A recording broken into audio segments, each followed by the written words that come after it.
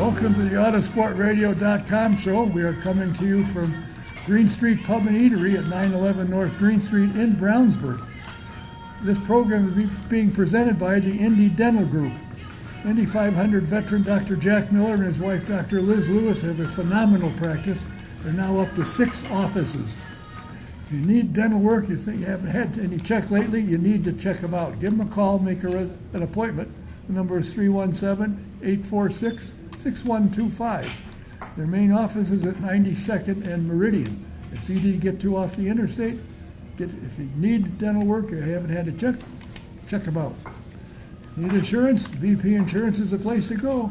They're located at 5004 West 16th Street, about a mile straight west of the Speedway. You can talk to Mike Pardee or Tom, find out what you need, they'll help you out. And I've been with them for over 30 years, and every time I check, like the insurance commissioner says, they're the best.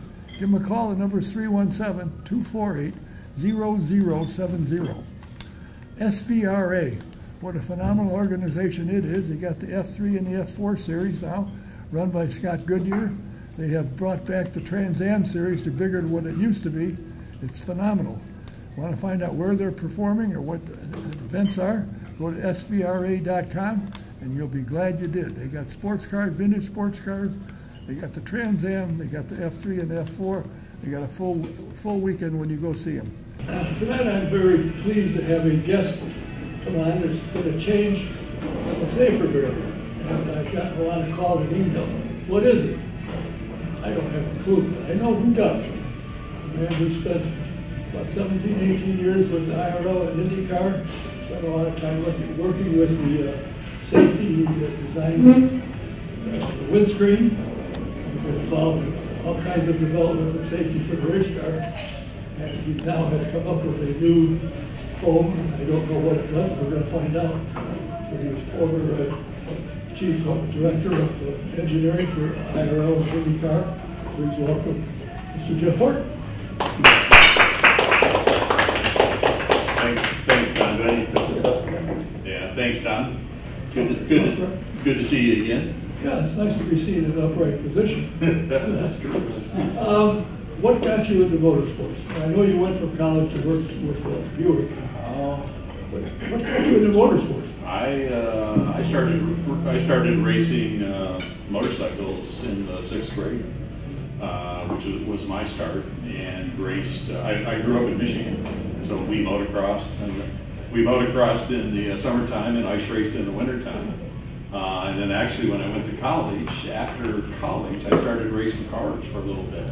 I was racing Formula Fords and had a plan I sold my Ford and was going to buy a Trans Am car at the time. The Trans Am series was quite popular, and they were tube frame, small block Chevys. And I really couldn't have afforded it, but I could. And I was working for Chevrolet Motorsports. I had transitioned from the Buick program, Indy program, over to Chevrolet, and they put me in charge of the Chevy Indy program. Well, that's an all-time consuming job, and I never bought my Trans Am car and never raced again, other than some amateur stuff in motorcycles when the kids started racing. Buy your kids golf club instead? You'd think, Don, because I'm old. I graduated in December '85, so I started at Buick Motorsports in '86. And that's the only thing I've ever done professionally. I grew up working for my dad as home improvement, to pay for all my racing at the time. But yeah, you'd think after all those years of racing I'd be smarter, but you just broke my heart. You said you graduated in '85. I graduated in '58. No, gee. That's what I said too. Yeah, I hate to say it, I got a ding. I wasn't even born then. So finally somebody makes me feel young. You know, the sport is evolving. It's been evolving for years and years and years. And a lot of good things have come out of motorsports, for engine development, tires, and so forth. And a lot of positive. The rearview mirror, which is what everybody knows about.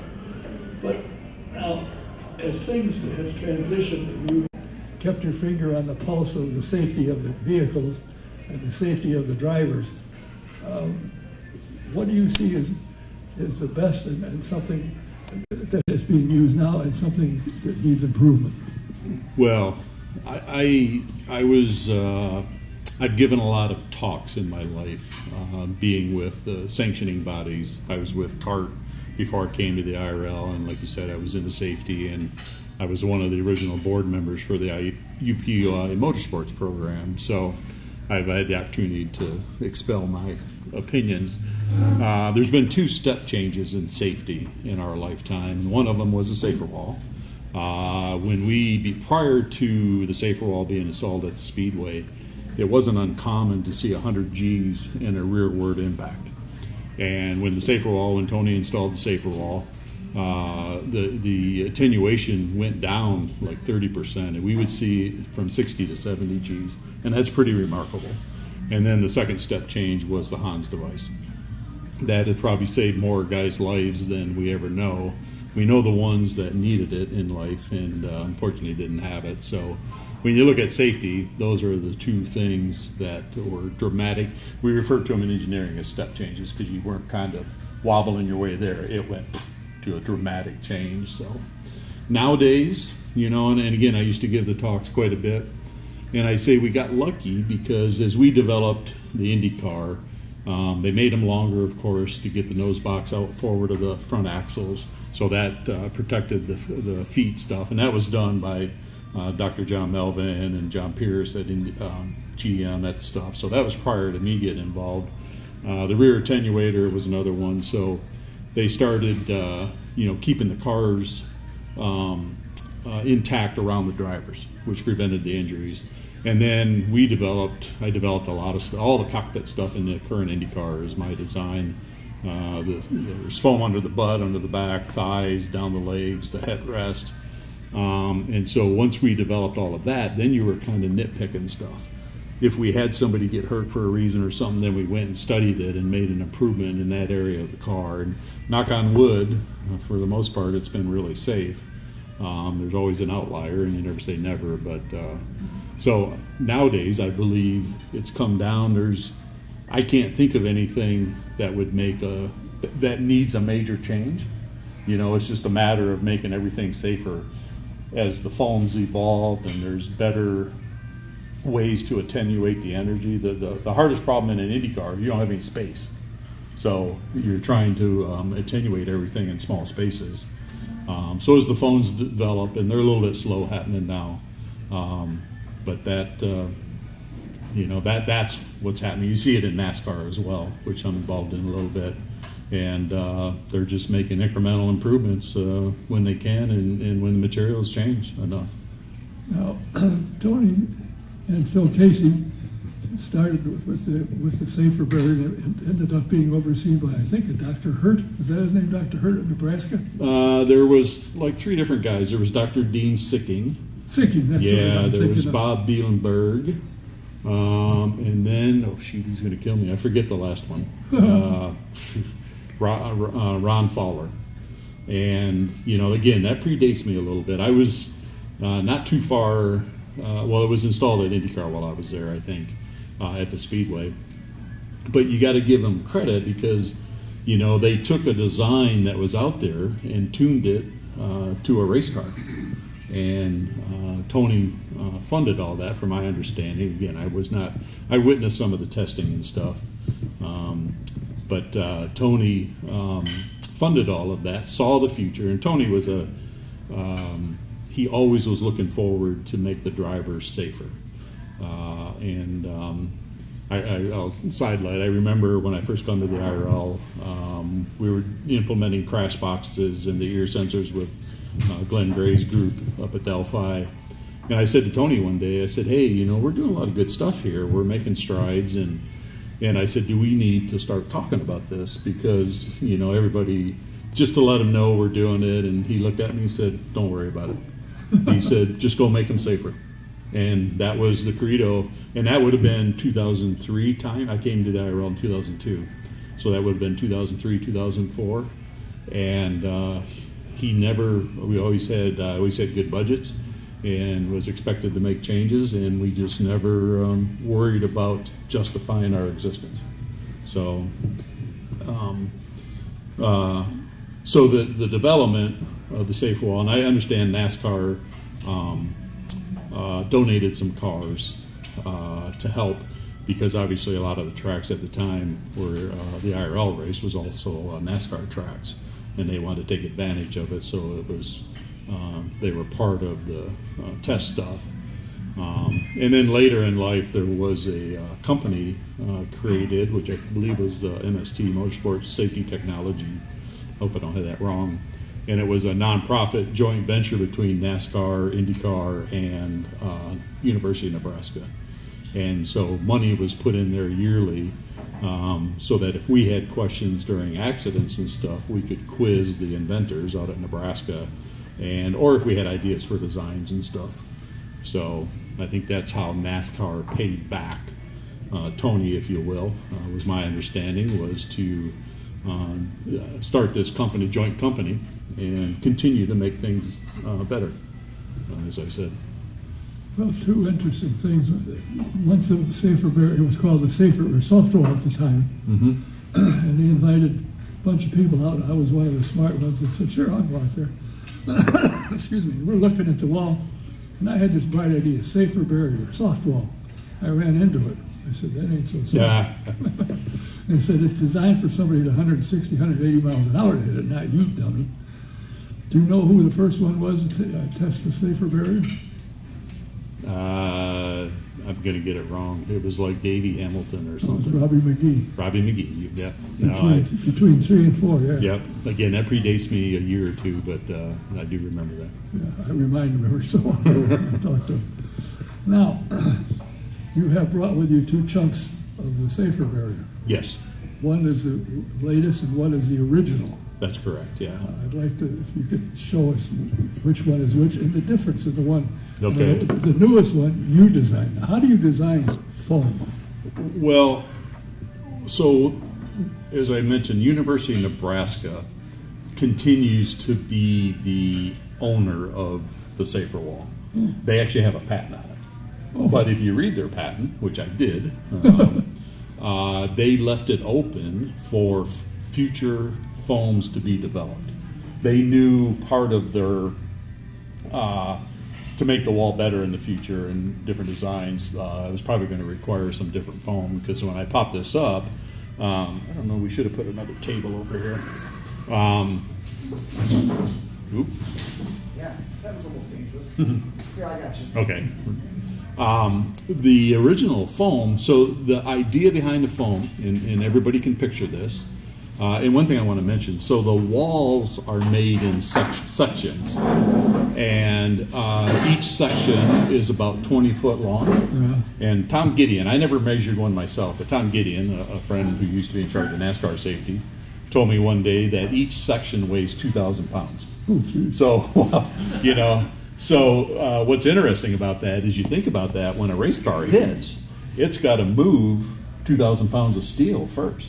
The 20-foot section are 8 inches thick, and they're 40 inches tall. There's 5 8-inch panels there.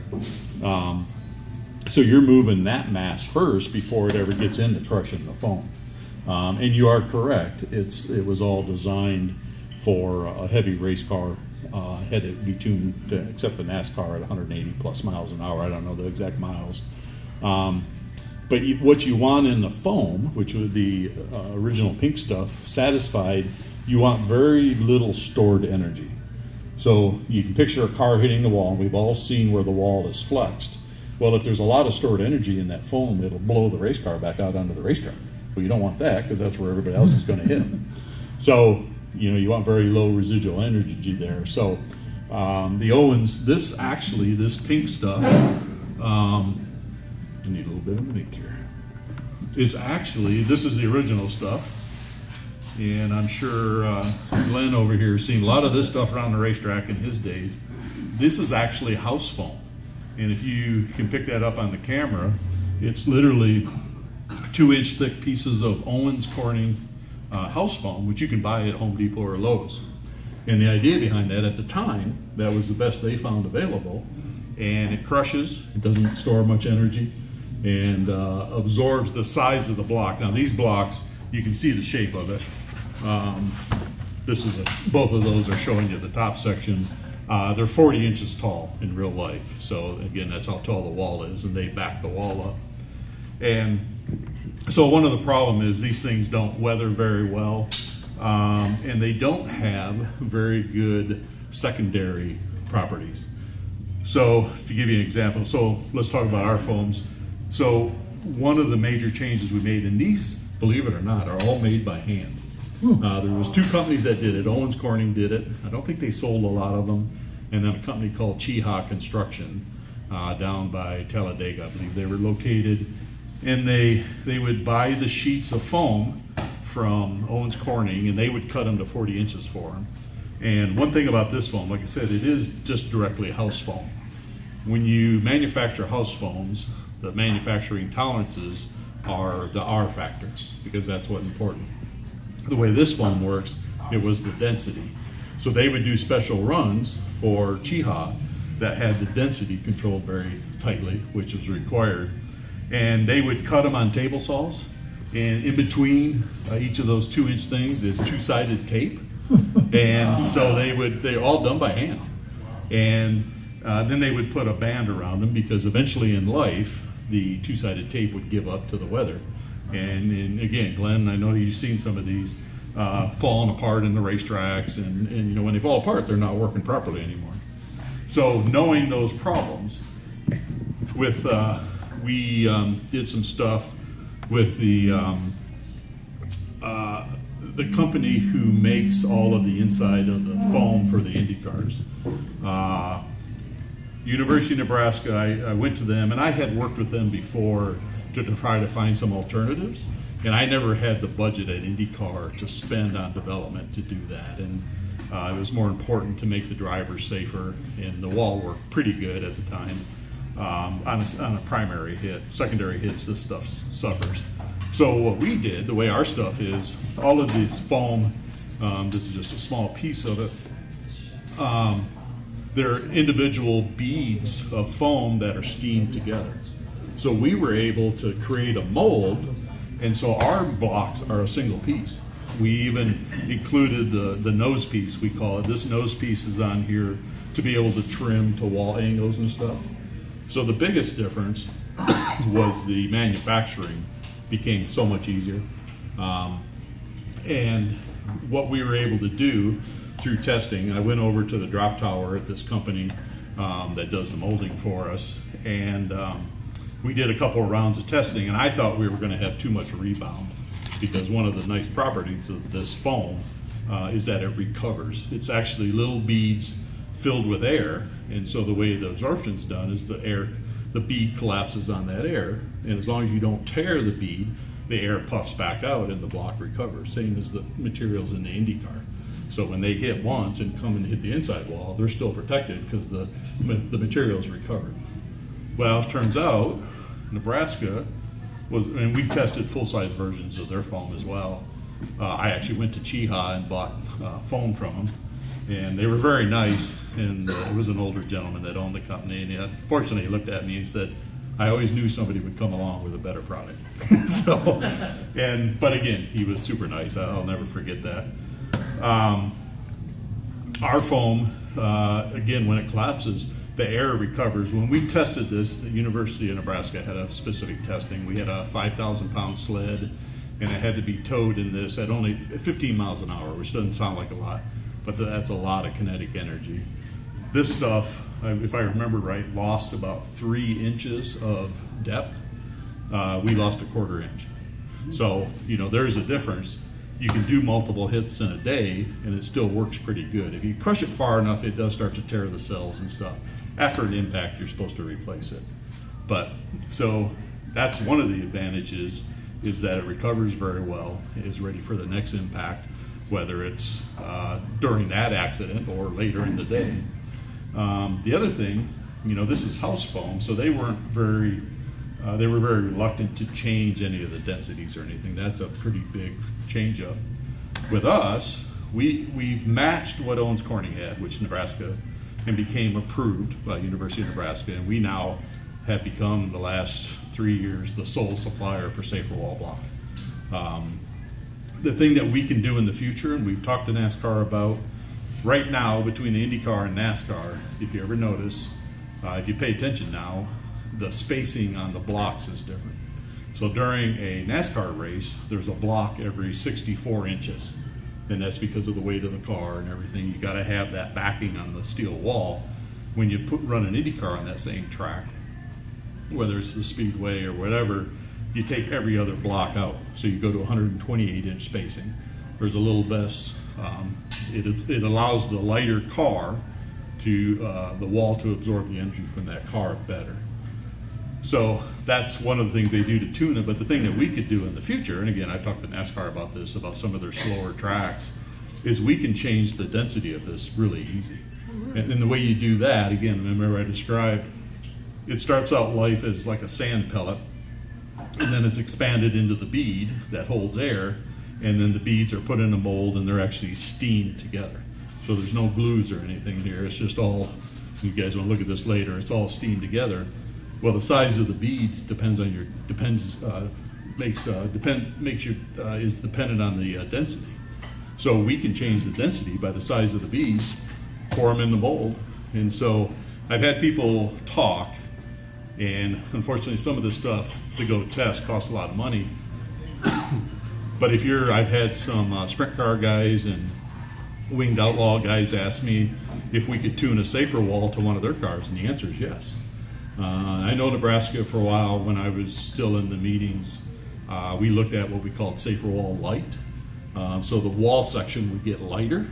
Again, you got to tune this down to the level you're hitting it with, and then we could make the foam softer, and then it would work just as well on really probably everything. I don't think we could get down to the motorcycle level because you're dealing with a person hitting it. But anything with a two-frame type thing, you could tune to where it would take a lot of energy out of an accident. So, well, it seemed to me when the wall first came out, when somebody would hit it, and a lot of guys hit it pretty hard, they had to stop and take the foam out and replace it. Now with yours, if that's what I remember that had to happen. I remember seeing them stopping the race or slowing it down and replacing it. Yeah, and I'm guessing that was because the two-sided sticky tape and the nylon straps they would put over them would fail over life. And so when you hit that and crush it, it destroys those connections. So then you've got loose pieces of foam. Yeah. Don't help a lot if you hit it again. That's correct. Yeah.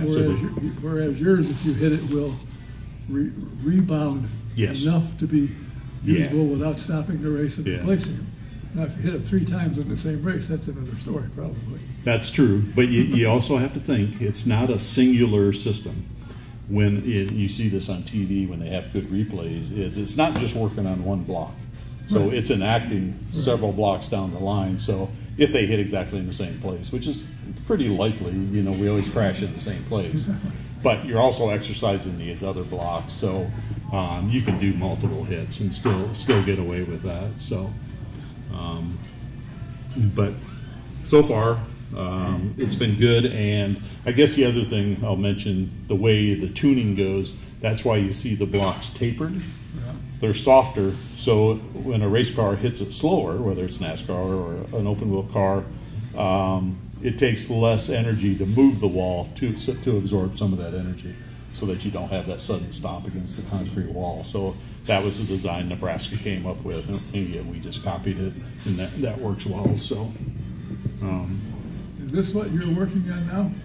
Well, we're waiting for, we supply them, so we're the sole supplier.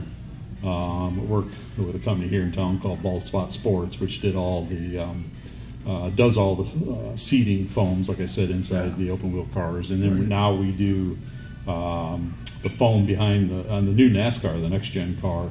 We're sole suppliers for the foam behind the front bumper and the rear bumpers, and also the door foams.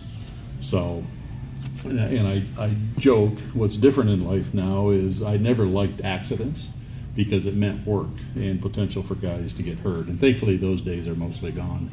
But now, since we sell parts, I actually make money when they crash. So I hate to admit that, but my life's changed a little bit.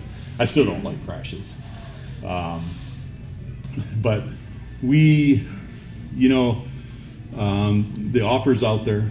I'm actually doing some stuff off in the sprint car world. I went off and did some stuff for a friend that has a company, some seating stuff, and just did that gratis to help him along. And the sanctioning bodies, NASCAR is the leader of it. They've got other problems they're looking at. The wall study is on their list, most definitely. You know, I've talked to them about the density changes, and you know, you can pick, this stuff's basically tuned for Talladega and Daytona and stuff. And when you go to Bristol or Martinsville, where they're just at, it needs to change a little bit. And they have started to go away from the spacing of 64 inches.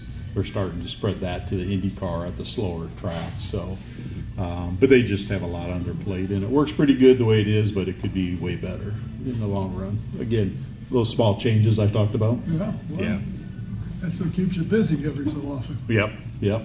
Now, speaking of safety, and I hear this quite frequently, with all the safetiness in the car, the driver is supposed to be in the car so that he doesn't fly out of it.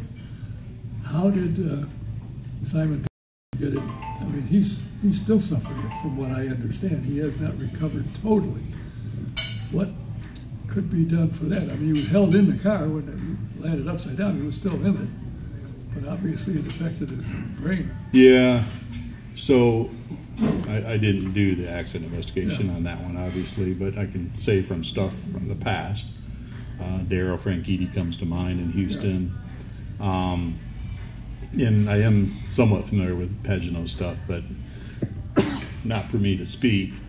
With Daryl's situation, you know, we've protected the drivers from a impact point of view very well.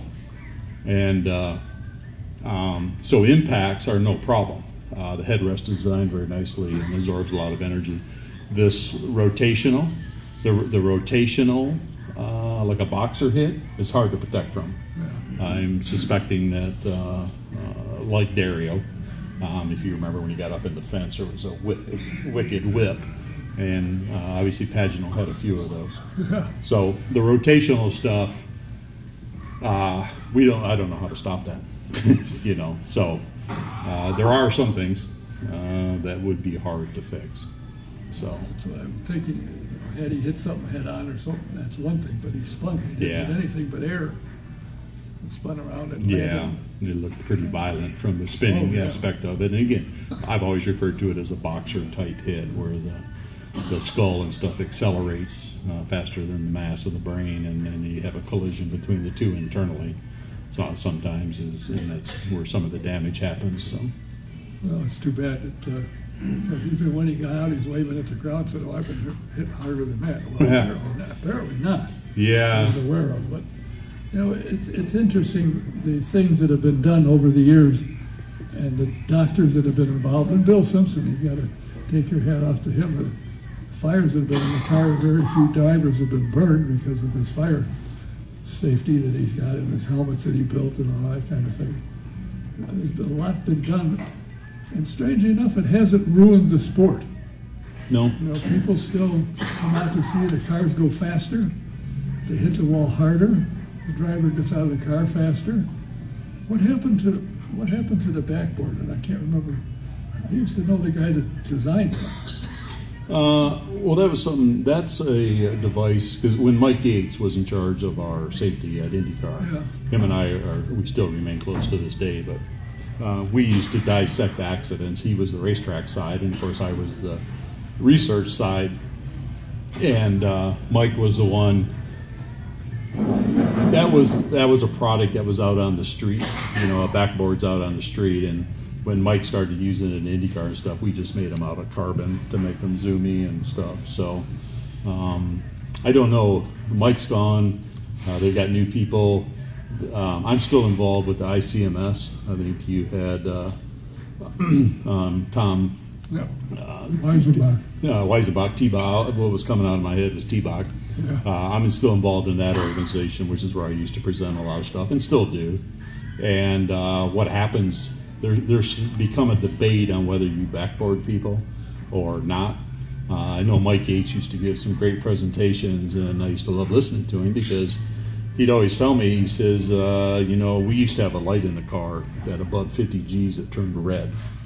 So when the safety crew got there, the car may not look damaged. There's certain ways you can hit a car. If you hit a car completely sideways and try to bend that suspension sideways, it doesn't bend, but the G-forces go up dramatically. So Mike always said, I'd look in, if the light was red, it's like, okay, been a big hit, even though the car doesn't look bad. So he always used to tell me, and he would, of course, the presentation say, I make the driver do a self-extrication. So the first thing he does is, hey, why don't you unbuckle your helmet for me? So now the driver's got to move his back like this, and then the next thing is, how about climbing out for me? And you know, the driver on an open wheel car has to put his his elbows over, and so a lot of that eliminates the need for a backboard. So, and a lot of times, so it's being debated whether or not you don't want to overreact and put everybody on a board to get them out, because it's hard to get a driver out of a race car.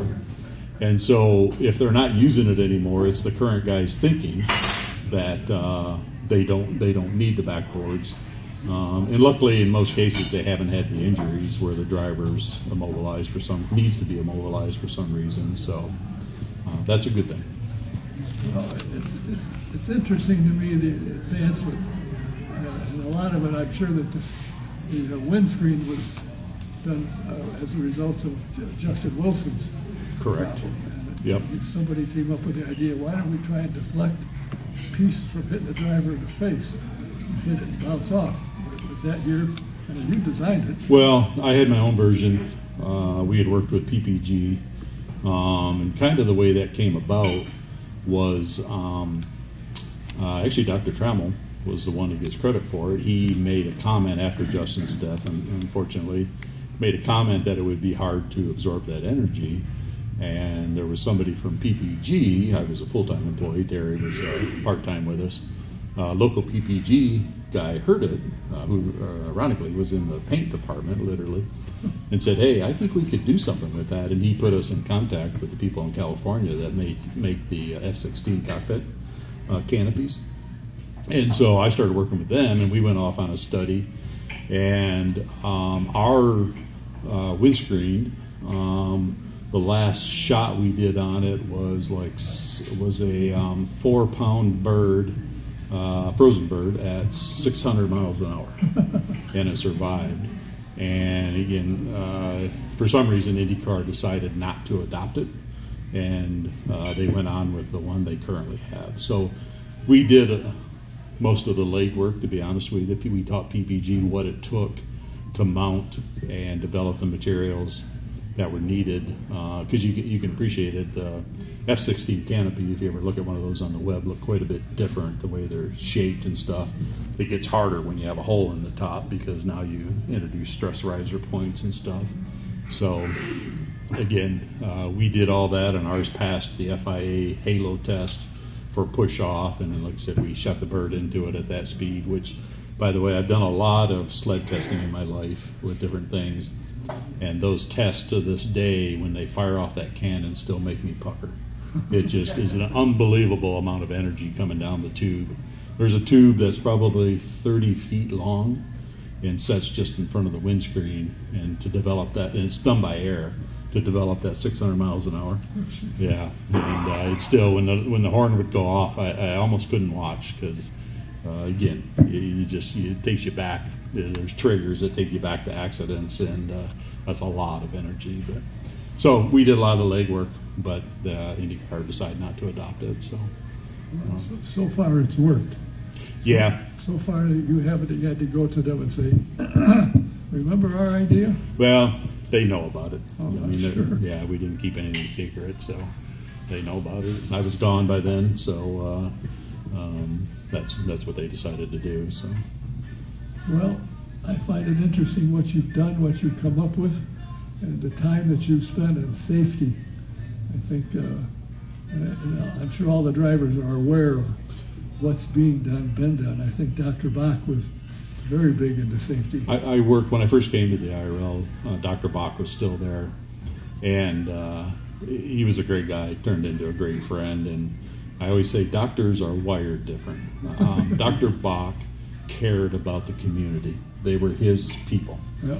And I remember one time I had gotten poison ivy doing some stuff around the house, and we went to Kansas, and it got bad enough I just went to the Infill Care Center, and because I don't remember if our nurses were in there or not, but it's like, well, I'll go in there and see what they say, and I think they give me some medicine for it. Well, when Hank found out about it, he got mad at me and chastised me for not coming and seeing him. But as a doctor, he had the need to collect and analyze data. Yes. And and I helped him quite a bit because I do a lot in Excel. And he had Excel spreadsheets for everything. It was really cool.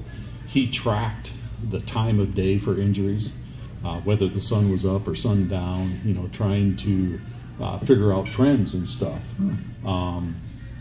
And then what happened, well, unfortunately Hank was getting old when I showed up. And as an engineer, I came in and started applying a little more process, which Hank was 100% for. And we started doing just a little bit better job of testing. We took over the testing. We used to go to Vandalia, Ohio, to a Delphi crash sled, and did some testing when I first showed up over there.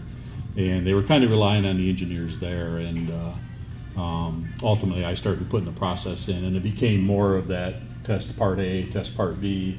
Okay, we see a difference, so let's go back to part A to make sure what we saw was real and stuff. And we made some huge strides in the seats in those days and the materials that needed to be in the seats, which is a form of this stuff. And then the Delphi stuff went out of business. The motorsports group went out and they quit. They were funding our testing at the time. So I came local here to a place called CAPE, Center for Automotive Performance Evaluation or something, and they basically crash test full-size trucks like dump trucks and buses. But very capable place, and so we were running rear impact at the time because that's the way our cars crashed, and we were getting ready for a sled test and had our dummy in there and our buck, which is the frame he set in, and we had actual IndyCar seat in there that was molded to him, and they were painting something on the helmet. They were taking chalk and painting stuff on the helmet. And I'm watching this for a second because that had never been done at Vandalia.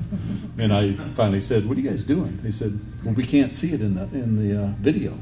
We shot 1,000 frame per second video, and if you don't have contrasting it black on black, you can't see." Well, they recognized that because they had a video guy, and we made huge strides running there because the testing got a little bit better. And again, Tony's motto was just go test, and we did headrest and seats and all kinds of stuff there. I think at one time I had looked back and we had run well in excess of 400 sled runs, which was like 30 dates there. You know, that's the type of stuff that, again, Tony's vision was just go make them safe. So, well, you helped him do that. You spent a lot and are still into the safety aspect of motorsports.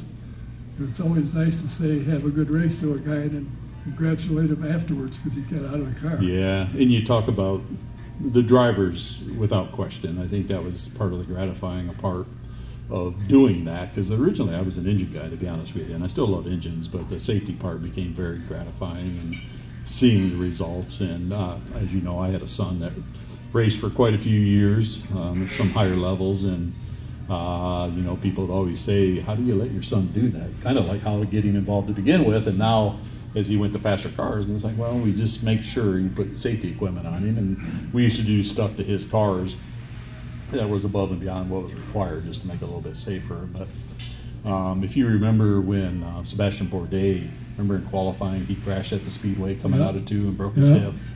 And you know, that day we looked at that accident and it moved the wall quite a bit and it still fractured his pelvis is what the problem was, and he had another break interior. And when you look and analyze that, what had happened is he had overloaded the system that day. Now, I talked about thicknesses and stuff. There's a panel down his side, the thigh panel. There's the safer wall and the foam behind it. And all of that energy he had, because I forget now, I'm going to get this wrong, but he hit the wall well over 220 miles an hour. Because he talked to him, he's like, I was going for it. The red haze was happening. And all of the systems we had there was still enough energy left that when it got to his body, he fractured his pelvis. So, you know, going back to the question you asked me, if they ever design a new Indy car, what you would do and what I was always promoting was a wider car, because you want to put more energy absorption there. Dr. Trammell looked, when we developed that panel, it takes about 2,000 pounds of force to break a pelvis. So when you do your testing, what you would do is put the dummy in the sled, hit them sideways, and you try to get enough foam to reduce, I forget how many G's that hit was, I apologize, but you try to get up in that type of impact range and have the impact on the body only be 2,000 pounds. Then you'd have a pretty good shot that you wasn't going to get injured. If you remember, Sebastian came back and raced for the first time at St. Louis. I was doing a study on some ear sensor stuff. Excuse me, we made some changes to the way the harnessing was. So I was out in pit lane during qualifying, because that was a great place to get pictures of all the drivers, because they just come one after another as they get in the car. And Sebastian, he was next in line to take pictures, and they were doing an interview with him because he was just back. And so I was patiently sitting there waiting, and he got done with the interview, and he come over and give me a hug. And I took it for what it was, and you can see it makes me tear up a little bit now. But that's why we did it, you know. And they were all appreciative, and still are. So, well, I thank you for your time and what you've done and what you're doing to continue making the sport. They're making it faster, and you're doing everything you can to make it safer. That's it. So I appreciate it. And thanks for taking the time to stop by. Good to see you. You're welcome. I understand you're semi-retired. I try to be. So play in the sand for a month or so, and have a few golf balls, or have a couple of Mai Tais or something. You know, I'll say I grew up racing motorcycles, as I described earlier, motocross and stuff, so I'm reliving. I've been to street bikes now, and oh boy. Yeah, I know, it's you wouldn't think, but I don't ride on the main roads and stuff. I try not to, but I love riding. It's bringing back my childhood. So There you go. Well, I spend a lot of time on my motorcycle. Golf clubs, I've got them. I try, but not so much. So. I had golf clubs, and the golf balls cost me so much money. If there was a water hole, I'd hit it. Oh yeah, no, yeah. But thanks for your time. You're Appreciate welcome. it. Thanks for what you've done for the safety of the sport. And one of these days, who knows, if they knock on your door again when something new comes out. All right. And I hear about it. All right. Jeff Horton. Thank you. Making the sport better every day. Thank you. My next guest is here, bright and shiny. Thank you, Jeff. And should anybody not recognize this man, you got to be blind. He is the man behind the movie Hoosiers. 70 years and about 3 weeks ago was the finals of the Indiana State basketball. And I had Tom Carnegie on the program one night, and I said, what was it like broadcasting that game? He said, at the end of the game, that was the longest time I ever had to talk about something because nothing was going on.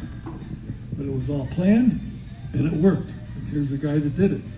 Please welcome the one, and I guess you're the only, Bobby Plump. Thank you. You know, it's amazing to me, as many times as I've seen you and heard you, and you remember almost every game that you played. Actually, that's not true, Don. Oh, good. Which I one did didn't you remember hardly anything, but I'll tell you who did remember was our center, Gene White.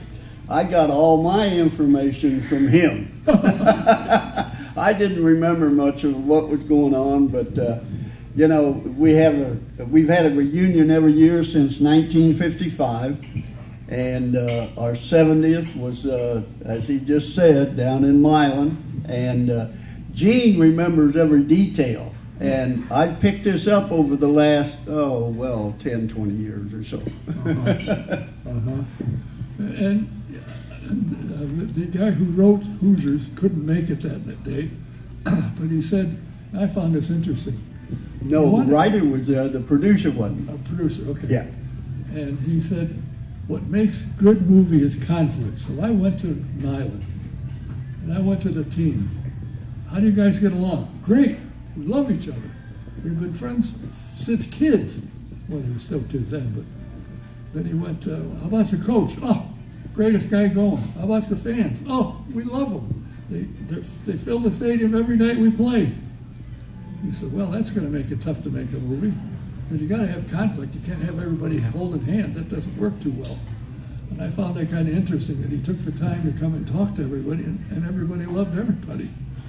And you guys got along, and you guys all played together growing up, didn't you? Well, back in those days, everybody played together growing up. You know, there were 9 schools in our county. Milan, we had 161 in the top 4 grades, 30 in my graduating class, and we were the second largest school in our county.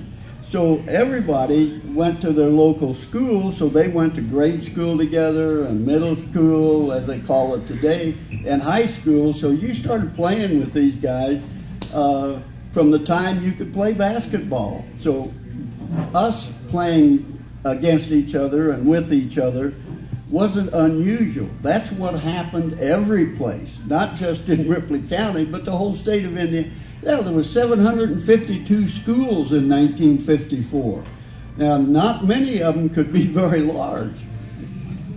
And not many of them could be very good, but there's one school that you keep reminding some gentleman sitting here tonight you thought was the best team in town, in the state, Fort Wayne.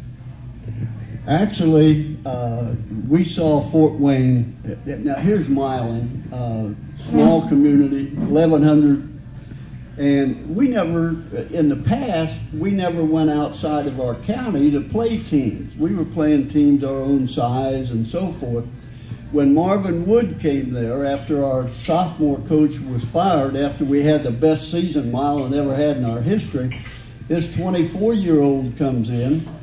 And as seniors, he didn't have much to do with the schedule our junior year, but as seniors, we went to Frankfort, Indiana, and played in an invitational tournament. And the teams there were Columbus, Frankfort, and Fort Wayne North. And you're right, Fort Wayne North, we thought, was the best team in the state. Man, they were great. And that's one of our losses. We got beaten a double overtime in the first game, and then we beat Columbus that night. But I found out the reason we went to Frankfort was Marvin Cave was a teammate of Marvin Wood at Milan, and so they scheduled this thing for us to go up there. We had never played teams outside. He also scheduled North Vernon and Seymour, and they were, to us, they were huge, you know. Well, on the 23rd, when they had it, and they had this celebration in the gym, and there were people everywhere. Good grief, I think. So I come in from the south end and go down this hallway, and I'm thinking, 162 students. Hell, there's more lockers here than 162. That place is really grown. Wow, it's a big school now. Well, the school has grown. It's something like 380 or so forth, so it's double the size when we were there. The town hasn't grown quite that much. They've grown 50%. Now it's 1,500. It was 1,100 when we were there. But the 23rd, that planning was in existence for a year. There's a board of directors on the Hall of Fame in Milan. That Hall of Fame is based on the 54 team and Hoosiers, of course. But it was opened in 1998 by a lady that opened it. She had a little section of her antique shop and had some things there. And then she collected some more and bought the barber shop when the barber died. The Milan State Bank had been closed. She bought that, renovated it. It's handicapped accessible. There are 12 lockers where we've donated things. We talk to people with headphones on. They've got more memorabilia there than is in Knightstown. Knightstown's great. And there's been visitors there since 1998 from all 50 states, and 38 foreign countries, including Saudi Arabia, Japan, Australia, and New Zealand. And I got 3 letters from kids in Paris, France, 6 years ago asking me for autographs. That's what the movie Hoosiers has done. It's taken this thing worldwide. And there's something of really interesting. If you ever get a chance to go down there, you ought to see it. There's an 8-foot tall board, 4 foot wide. 2 engineering students at Purdue hand wrote all 752 schools and followed them out to the finals. Wow, you're right. I mean, I figure that if 2 engineering students could take the time to do that, it must not be too difficult at Purdue to graduate. You know, do all of you guys still get along? You know, we do. We've never had a controversy. We know about kids and grandkids and great-grandkids now. And an unusual thing about, it must have been clean living, but you could only dress 10 back in '54. 6 of the 10 are still alive. There were 2 alternates. They couldn't be on the bench. They had to be in the stands, but they were on our team. They're still alive. So 8 of the 12 of us are still alive and kicking. I'm not sure there's another team in Indiana that can say that. Water was good back there in Milan. Are you surprised at the reaction you get or the other team gets? Because you make a lot of appearances. You're on television quite frequently. Are you surprised at the attention you guys, your team, is still getting? I'm surprised that it's lasted this long. Yeah, I mean, you know, that's 70 years ago. And folks, we were a bunch of naive kids. I had never heard of Muncie Central when we played them. I didn't know they were supposed to be good. That's probably a good thing. We didn't know they were supposed to be so good. I had heard of Crispus Attic because my sister married a person from Lawrenceburg, and they were in the Sweet 16 when Attic was there, so I knew about them. But the rest of the teams we played, and if they weren't in our county or surrounding our county, we didn't know them. Well, I didn't know them, and most of the other players didn't know them, which I guess was a benefit. And after the tournament, we stayed in Indianapolis that night. And by the way, we didn't go in school buses. We had a GM dealer in Milan, gave us Oldsmobiles for the regional, Buicks for the semifinals, and Cadillacs for the state tournament. So we're driving our Cadillacs up to the tournament. And our junior year, what people don't remember, Milan had never won a game in the regional in the history of our school.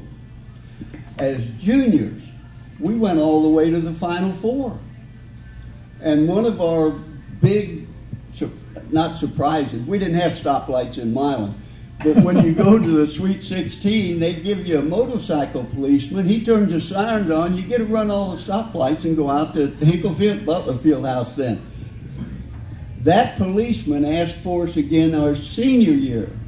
Pat Stark was his name. He was a motorcycle policeman. And before we went up to play Muncie Central, he was always in our dressing room, and before we went up to play Muncie Central, he said, "Fellas, if you win tonight, I'll take you downtown Indianapolis, turn the sirens on, and we'll go around the circle the wrong way." And he did. Damn near got fired. He went with us to Milan for the celebration the next day. We get to Sunman, which is 9 miles from Milan. There's an 18-mile-long caravan behind us all the way to Greensburg. And cars were parked along the side of the road, and people were walking. We thought there was an accident up there. 2 cars behind me, a friend of mine told his wife, "I'm going to walk, you drive." He beat her to Milan walking while she was driving. The state police were in Milan because they closed all the businesses. and they were there to protect the town. They estimated between 30 and 40,000 people came to Milan that day, and folks, you can't get that many people in a town of 1,100. And they came from 4 neighboring states. And you talk about that celebration. We had the 70th anniversary on March 23rd down in Milan. 1,000 people came. Governor Holcomb was there. Ex-Governor Daniels was there. Angelo Pizzo, the writer and co-producer, was there. 2 of the players from the movie was there. Bob Costa sent a video to us. Jim Nance sent a video to us. And we signed for 2.5 hours. The line just kept coming. Folks, when you're 87, 88 years old, I'm going to tell you, that's a chore. Yeah, but you're still in business. Yeah, you know, we all survived it. We got one player that's he's not in very good shape. He had kidney removed. He had cancer about 8 years ago, and lung cancer came back. Hell, he never smoked in his life, never any of that. But he had cancer. Gene White, that's the starting center I was talking about. Yeah. And he was inducted the Wednesday before our 70th anniversary at Milan, when all those people, he was inducted into the Indiana Basketball Hall of Fame. That makes 4 of us from those 10 players that are in the Hall of Fame, plus our coach, Marvin Wood. Thank you. Thank you. That's almost unbelievable, you know. And I didn't grow up in Milan, in case you folks didn't. I think some of you were here before, but I grew up in a little town of Pierceville, which is 3 miles from Milan. We all went to Milan school. Only 3 players lived in Milan. 3 lived on the farm. And Pierceville had never had a person letter in basketball at Milan High School. Of the 10 players that could dress, 4 of us were from that little town of Pierceville. Gene White was one. Roger Schroeder was one. He's also in the Hall of Fame. Myself. So 3 of us from Pierceville are the 4 in that Hall of Fame. And that's one reason we never had many problems, because in the summertime, we never saw each other, you know. They're living in Milan, and 3 of them living on the farm, and the 4 of us got along in Pierceville. I'm going to get off the subject here just a second. The teams that played in the tournament in 1954, there were a number of teams, in my opinion, that had better talent up and down the line than Milan did. But I'm going to tell you folks, we had the best team that played in the tournament in 1954, and I'll tell you why. Just one reason. Well, one of them was the coach. That's why we won. If Marvin Wood wasn't there, we'd have never gone that far. We'd have never won it. In fact, the old coach that was fired, Mr. Grinstead, called me aside one time. He asked, he called me aside and he said, "Bob, I was so disappointed to be fired, but we'd have never won if I'd have been there." It was Marvin Wood. That coach that was fired was coaching 3 miles away. His wife had a beauty parlor in Milan, and all of the downtown coaches went down to Arkenberg's, a hamburger joint, and they had their names on their coffee cups, and they talk about the games. Woody never went down there. There was a movement to get rid of Marvin Wood. He was only 24 years old when he came there. He was the youngest coach ever to win. Woody, the reason that he won, he had never played a zone defense in his life. Mr. Hinkle didn't believe in it. He wouldn't play a zone. Hell, I was there 4 years. I know he wouldn't play a zone. He hated it.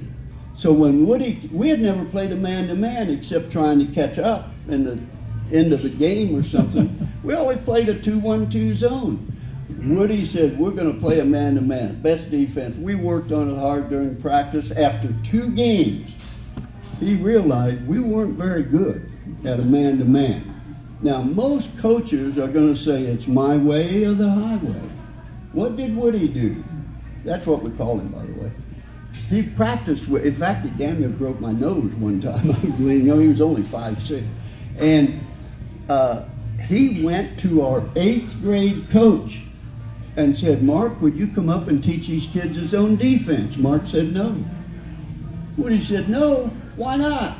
He said, Woody, they already know it. Woody said, I don't. Would you come up and teach me the zone defense? And that's why you see Mark Combs in all our team pictures. When he didn't know the answer, he didn't have so much pride that he wasn't going to go seek it. Now, about the team, I said that we had the best team.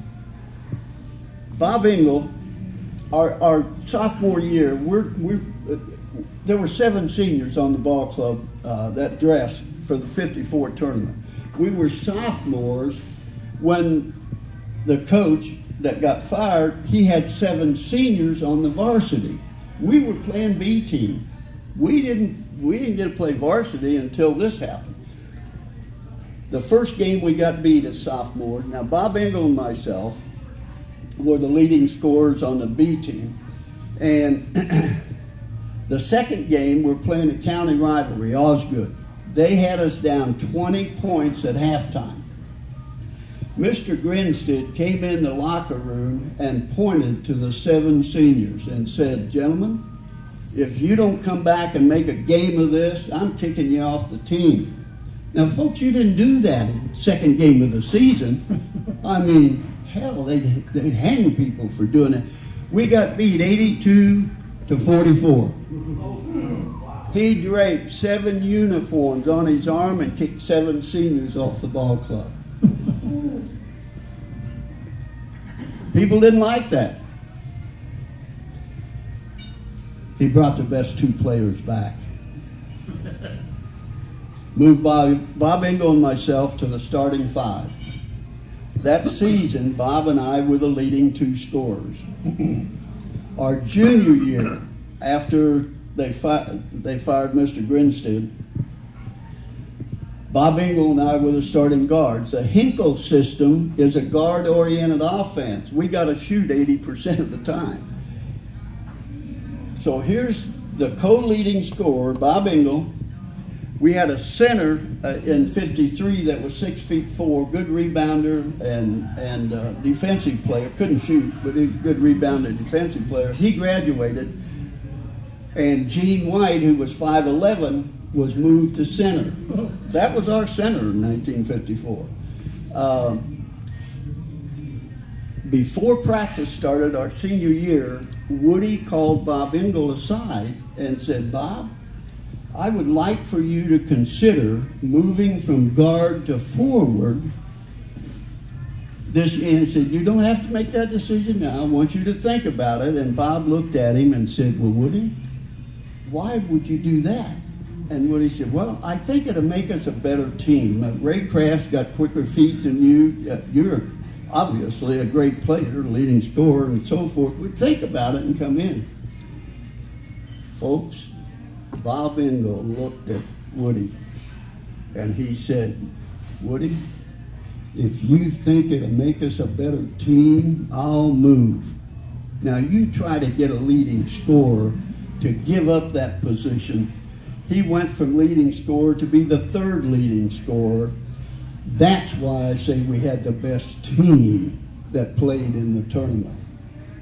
And Marvin Wood took advantage of that, and he was right. By the way, our sophomore year, when he moved Bob and I to the starting 5, brought those 2 best players back, we beat Batesville, had not defeated them for 6 years. We played Osgood. 2 weeks later, they beat us 82-44. We beat them by 12. People got excited. They got that pretty good. And then Woody just kept.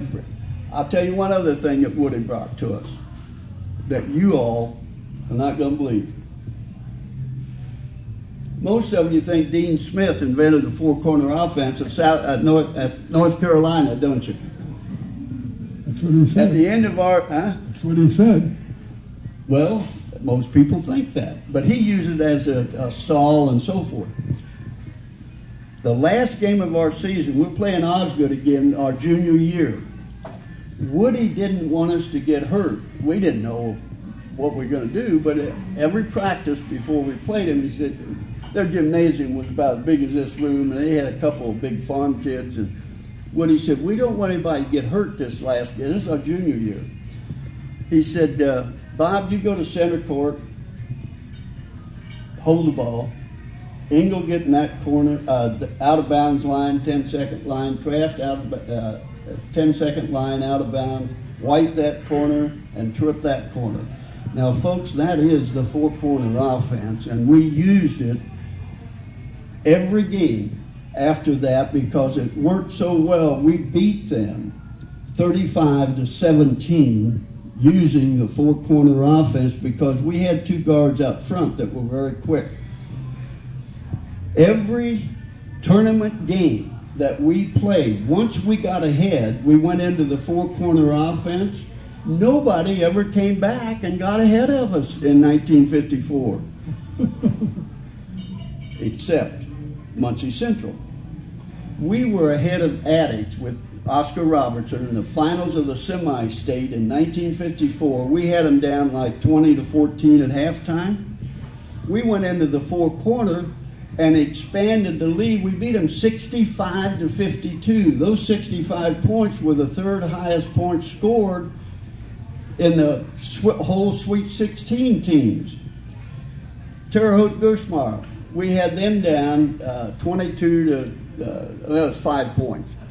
We go into the four corner, we beat them 60-48 using the four corner offense. We had Muncie Central down 23-17 at halftime. We go into the four-corner offense. That quarter, we found ourselves at the end of the quarter, we're behind 28-26. They scored 11 points, we scored 3. That ain't very good. The next time we got the ball, I looked over at the bench, and Woody is going like this.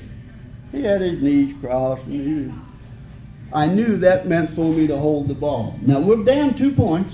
15,000 fans are standing screaming their heads off. I stood there for 4 minutes and 17 seconds. We're down 2 points. That's why the score ended up 32-30. We blew it in the third quarter. Ray Kraft hit.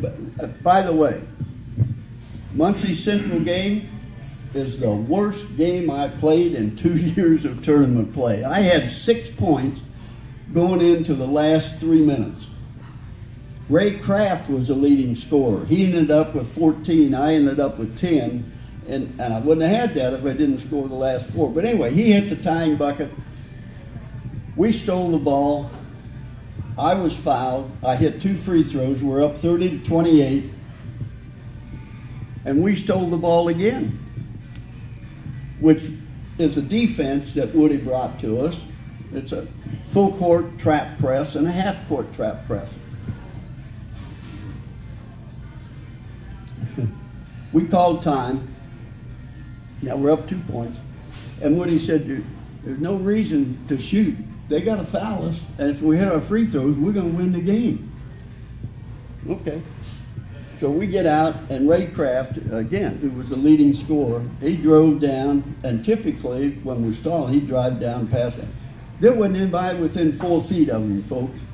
He went up, and the basketball rolled around and came out. I thanked him the rest of my life. They went down and tied the score, 30-30. We get across the 10-second line, and there's 48 seconds to go. I've got the ball. I look over at Woody, and he's going. And they let me stand there till there were 18 seconds to go. And by the way, the movie Hoosiers, the last 18 seconds is the only factual thing in that movie. We never played any of those teams. We never had any of those fights or anything. So we get in the huddle, and if you follow the coach's instructions, everything comes out okay, right? Here's what happened. Woody said, okay, 48 seconds, 18 seconds to go. He says, Kraft, take the ball out of bounds, throw it to Bob. And he said, Bob, you just dribble around until maybe there are 5 or 6 seconds to go, and then you can stop and shoot your jump. I was the only true jump shooter, by the way, in the fight. You can stop and shoot your jump shot or drive all the way, depending on what they had. And if you can, shoot it with enough time left, just in case you miss it, maybe we could tip it in. Gene White, our starting center, he always came up with ideas. He said, well, Woody, if we're going to do that, why don't we get on that left side and clear? Woody said, that's a good idea. That's what we'll do. I said, let's go over it again. He said, Kraft, take it out and throw it to Bob. Guess who took the ball out of bounds? I did. But when you hit the winning bucket, nobody says anything about that mistake, folks. I've talked a long time there, but that's part of it. Well, as a result of what you and the team have accomplished, there's a place up in Broad Ripple that's called Plump's Last Shot. I don't know how we came up with that. I don't either. I thought about that a lot, but I was just recently told that you were awarded the best sandwich in town. I don't know if it's Broad Ripple Town or Indianapolis. No, town. not the town. USA Today, 5 years ago, and it's the same sandwich, but 5 years ago they divided the United States into 5 districts. So it encompasses X number of states in each district, and they selected the #1 sandwich in each district. Our breaded tenderloin is the #1 sandwich for this district. And folks, it's not made with flour, and it's got meat in it. It's a special dressing that sets it off. And I got so damn tired of the cook. Our first cook cooked in Mexico and New Mexico. Every time I come in, he said, "Here, taste this, Bob. Taste this, Bob." I said, "Forget it. Just fix it." Well, he fixed a good one. So yeah, we do have the #1 tenderloin. Huh. How often you stop? How often you stop in the place? Well, I have an office. I've got a financial planning agency, and I have an office 1 block north, so I'm in there pretty much. I see. Yeah. You probably know the I do people the checkouts every morning for the money, by the way. Oh, yeah, sure. But you still go to the office every day? I do. I even go on weekends because I'm 1 block away, so I go up there. It's not hard to sit in that chair. No, I'm sure not. I'm finding out that it isn't that hard. But you're still in the financial advisory business, Yes. working daily, and you're just a mere child. Yeah, you know, well, if you all know Berkshire Company, their co-chairman, he was 99 when he died. And he was in the office every day. And what's his name? Can't think of it right now. He's 94. Buffett? Yeah, that's him. Yeah, I always say Buffet, but it's Buffett. Yeah, he's 94 and he's there every day. I tried retiring, by the way. We used to go to Florida and we'd go down there for a month or two, and you know, I'd get up every morning, have a little breakfast, maybe fish, have lunch, maybe take a nap, maybe play golf. Next day I'd get up, have breakfast, do a little fishing, have lunch, play golf. Folks, you get tired of doing the same damn thing every day. I said, that's not for me. I'm going to go back and have some activity. That's why I'm still there. That was back when I was 64, by the way. Now, on the 23rd, when they said, in fact, Greg Rakestraw said, we're going to talk to the players that are here, and Bobby will be last because he'll talk. And you had mentioned... How did you figure that? That's what he said. I just go, he was Sportscaster of the Year for 2023, Yep. so I figure he knows what the heck he's talking about. Good guy. Yeah, he is. And you had a bunch of your family there, and you mentioned that you have been married, I think you said 67 years? 67 years, I'm sorry, 66 years, June 14th. Oh, well, I missed it by 1. Yeah. Nobody will know the difference. We're going to try for 67. There you go. Yeah.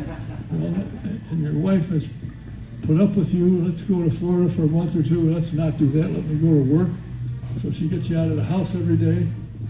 Yep. Comes down for a free lunch. I mean, a nice lunch. Pardon me? Does she go down every once in a while for a nice lunch? Oh, well, sure. You know, you get down there. Somebody tells me they have pretty good food beside that bird tenderloin. Wow. I'll tell you what, you're going to get a call one of these days. So I'll meet you for lunch. See if you can make it that block. Sounds great. If any of y'all want to come, just call. Have them call me. I'm 1 block north. It's not hard to walk down there. You know, That's good exercise, by the way. Yeah, that's the other thing. Yeah. Then you walk off what you ate going back. I just find it interesting what has happened with what they call the Milan miracle, and what effect I think, and most people think, has had on Indiana basketball. Because I don't think it was the greatest thing in the world at that time, but since you guys did that, the world has found, or the state of Indiana has found basketball, and it's bigger now probably than ever. You know, Indiana is one of the reasons that it's known for basketball was we never had a football championship playoff until the 70s. Basketball was king. The IHSA had $4 million in the bank from TV contract. The TV was paying the IHSAA $500,000 a year, supposedly for all the sports, but it was basketball. And it just, you know, when you don't have anything other than we never had a pro basketball team, we never had a pro football team. The only thing people were interested in from a state standpoint was basketball. Every family I've had people, now it was televised nationwide, statewide, from 1952 on. There are people that have come in our restaurant. Well, it's a sports bar, really. But they come in, 15,000 people at Butler Fieldhouse, statewide television. Tickets were $3.50, and you saw 2 games in the morning and early afternoon and the championship at night. They told me they paid $15 or $20 to get scalping tickets to get in to see that last game. That's a lot of money. Oh, now, back then. Yeah, I was say now I wouldn't buy a sandwich at Plump's last shot. But, you know, I find it interesting. I heard of the story because I didn't live here at the time. But I think a couple of years after you guys won the state, Illinois still had a statewide tournament. And the town in Hebron was a small school just like you, and they won. Hebron won in 1952 with the Judson brothers, right. And the Judson brothers went to the University of Illinois, played against them every year, well, the 2 years they were there, because Butler, when I was at Butler, we had preseason, we scheduled 8 Big Ten schools, and we played, and Princeton came in one year, UCLA came in, Denver came in. They wanted to come in because Mr. Hinkle, they wanted to find his fundamental coaching. Everybody wanted to play Mr. Hinkle. And we had a 1 year, the only ones that we didn't have 1 year there and 1 year at our place was Illinois. But Ohio State, Michigan, Michigan State, Northwestern, Purdue, Indiana. It was this is off the subject, but when I went to Butler, I had turned down IU, Purdue, Michigan State, Cincinnati, Tennessee, and about 20 other colleges. And Butler, I had full rides to all these. Butler did not have scholarships. Why'd I go there? Mr. Hinkle, if you ever go to Hinkle Fieldhouse, right in the middle, if you go in the middle doors, there's a big poster there about Hoosiers. Mr. Hinkle's recruiting letter is there also. It's handwritten on his personal stationery, about this big. and I'll paraphrase it for you. You'd be interested in this. It said, "Dear Bob, congratulations to you and your team on winning the state tournament. I got about as big a kick out of that as you did. Now make up your mind to come to Butler University. We have a bunch of swell kids here. And I have a man interested in you financially." Paragraph. "Now please call me." He didn't call me. Well, I never had a telephone when I graduated from high school. We never did have running water. Didn't have electricity till I was 13. But he said, "Now please call me when you want to come up."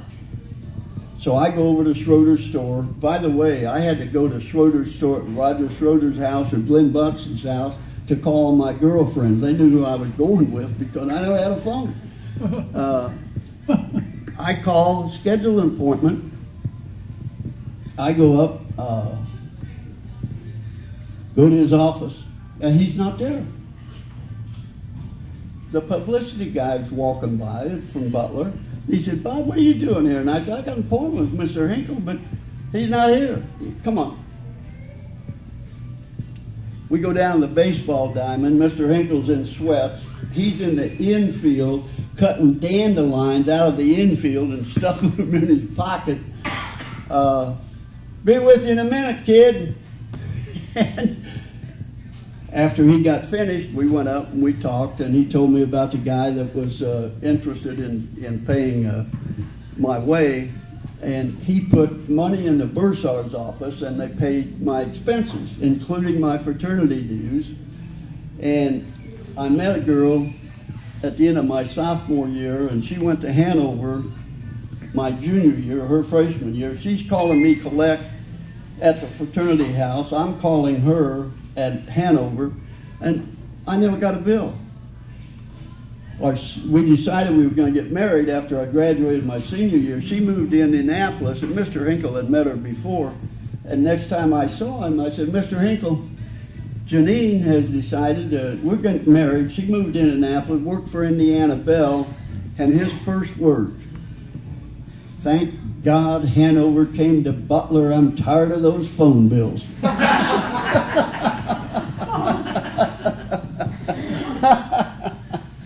I was thankful she came there too. Well, I tell you what, when I mentioned to people that I have met you, they said, "Really?" I said, "Yeah, guess what? He's not real swift. He talks to me. If I call, he'll answer." I don't believe that. Well, trust me, true. I have been thrilled for the number of years that I've been acquainted with you. You've always answered the calls. If I've invited you and you're available, you're here. And when I say to people, "You got to come and hear Bobby tonight," unfortunately it was raining, caused them not to show up, but this will be out in video in a few days, and they'll be watching. There's several people that have called me and said, "I can't make it, but we'll be looking for the video." You know what? It's fun. Now, you all won't believe this, but this is true. I was a shy, bashful kid in high school. I could not talk. Hey, when you're from a town of, on a good day, we might have 70 people in the town of Pierceville. When you're from that town, you don't know how to deal with people on there. I always figured if you're from Indianapolis, you have to be a hell of a lot smarter than I am, because look at all the, and New York, goodness, they must be great. It took me 4 years at Butler to get comfortable with even talking about this. And, well, as you can tell, I overcame that shyness. Yeah, I was kind of getting that impression as well. And I'm very glad that you have. I'm very thrilled to say that I have met you, that I know you, and that if I give you a call, we'll have a sandwich together. And a glass of water or something else you serve. Yeah, that'd be fine. Yeah. By the way, I got a call from a sports announcer in Spain a year and a half ago, wanting to know if I'd be on his program. Are any of the guys upset that you probably get more attention than they do? Pardon me? Are any of your teammates today upset with because you probably get more attention than they do? You know what? They don't. We get along fine. I've never heard a bad word from any of my teammates. They have fun too. It's it's just, we've just been lucky, man. I tell you, it's been an experience and an enjoyable one. Hope we can enjoy it some more. Well, so do I. And I notice a lot of your teammates now are being interviewed and being brought back, so I think that's a good idea. And I was expecting a friend of mine was going to try and get here tonight. One of your teammates ended up being the principal of the high school he went to. Yeah, well, here's an interesting thing about the real important thing and the most important thing about 53 and 54. 9 of the 10 of us went to college. 9 of 10. And of the 2 alternates, 1 of them went to college. So 10 out of 12 went to college. The alternate ended up being executive vice president at Pioneer Seed in Iowa. He's now retired in South Carolina. Of the 10 kids that could dress, 6 of them ended up coaching. 6. I would have been the 7th, but I had turned down the NBA and played for Phillips 66 and didn't want to take a pay cut to become coach. And of those 6, 1 of them became a professor at Franklin College and coached the girls' team there. 1, 2, 3, 4 of them ended up being principals. Ronnie Truitt, who grew up in an alcoholic family, his parents were divorced. The townspeople kind of looked after him. Without basketball, Ronnie probably would not have graduated from high school. He got a scholarship to the University of Houston, Guy Lewis's first year as coach. He went into coaching. He won the 4A championship. He was principal of a middle school when he died in 1988, right outside of Houston. Can't think of the name of it now, but if you're ever down there and you go by it and look over, that school is named Ronnie Truitt Middle School. Wow. You talk about a success story. That's what basketball did for all of us. I appreciate the fact that as well as you've done, you still take the time to step down and talk to me. Hey, that's what the phone's for, isn't it? That's what I thought. You shouldn't have a phone if you don't want to answer. I've mentioned that to some people on occasion. You have a phone, you might as well answer it or throw it in the garbage. Yeah. Anyway, that's what I was looking at. Yeah. Anybody have any questions?